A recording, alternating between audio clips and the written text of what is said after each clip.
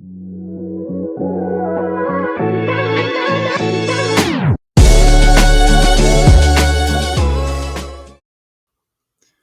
you for visiting the channel. This is Remain Street. My name is Cam McCutchen. I'm an urban planner and designer. On this channel, I cover real estate developments from across the globe, try to update it once a week for you to keep the news fresh and show you what's going on in the world. So if you see me looking off of the screen during the video, it's just me looking at my notes. That's all it is. So the development that we're looking at today is called Valckensteyn, and it's located in Rotterdam, so way out there over in Europe. And I'll put a map up here so you can see exactly where it is and kind of get oriented geographically. So I always start off with some key points, some high-level key points about the developments, and then I'll give you my opinion on it. So this is Rotterdam's first mass timber apartment building. It's based on post-war social housing blocks. Essentially, what that means is after wars or after catastrophe, sometimes cities go about a certain way of rebuilding an area. So after the war, I'm assuming World War II, they did social housing blocks, which tend to be larger in terms of scale. Believe this development's around 8 stories tall, and it has 82 affordable units. So they're roughly averaging 8 units per floor. It's designed by Powerhouse, so they're a pretty well-known company, and I'll probably cover some other developments that they do, just because they have very unique and high-quality developments. Paid homage to the original 1970s Valckensteyn building. So there was a building on the site before called the Valckensteyn building, I'm assuming. And they just tore that down and rebuilt it. But the original building was there until 2012. And then the specific typology of this building is called a post-war Dutch gallery apartment typology, right? So that's like the type of design they went for on the specific building. It's focused on the community, and it mimics the previous building's layout, right? So I find that to be very interesting, because sometimes, well, at least new developments in the U.S., especially if they're doing multifamily, they just completely, disregard what was there before, and they're just trying to maximize what they can put on the site, which I understand to a certain degree. But it's cool that they try to pay homage, and I think that's how you keep the character of a city, and that's how you really create a place and maintain a place. So it's concrete on its central core and the ground floor, and then the rest of it's cross-laminated timber.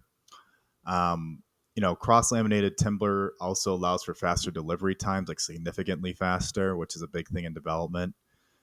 And then also this building design has balconies overlooking the landscape.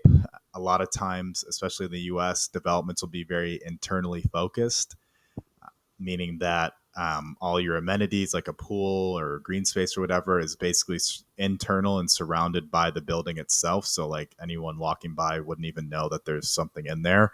But this one utilized the community asset being that park, and then they aimed it out towards the park. And then they also have some cool beams that are exposed over walkways to give the balcony some character. So those are some high-level key points about the development.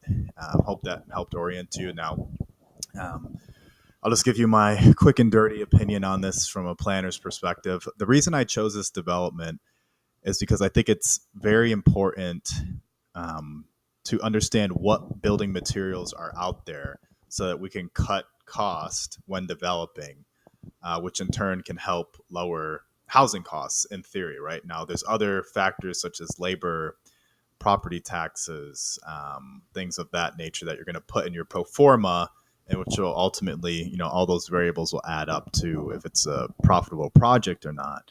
But building materials is one of those big things, globally, I would say. And if we're going to address a housing crisis, we need to address every variable that there is in developments. Now, there's been other techniques such as 3D printing with concrete, such as kit homes, such as modular homes, and we tried to use those models to address the housing crisis. But the thing about those is that they're very new to the market. They tend to be regionally focused, and there's not a lot of general contractors that that have that exact specialty. They usually tend to be in a startup atmosphere. So it's just harder to scale, and it's going to take time to scale. And we're not providing federal or state funding to those types of programs, so we're kind of stuck with our existing way of doing things. So I think that cross-laminated timber represents basically a plug that you can put into the existing system that can make it cheaper and more efficient. But there's probably going to be a learning curve, but it won't be as steep as the 3D printing learning curve or the kit home learning curve and how to ship those out and do things like that on a mass scale, right? So this is more so focused on the material itself and adding it to existing building practices. So that's why I found this development to be interesting, and I like that they did it on a large development, right? Because it just shows people who want to do large multifamily projects that this has been done before. It's been successful, and it was done on an affordable project, which says to me that you can make it pencil in if you want to do it at market rate, right? Um, in my head, I just see this being like a perfect pilot project for Portland. One, because they have, a mass, timber field in Oregon.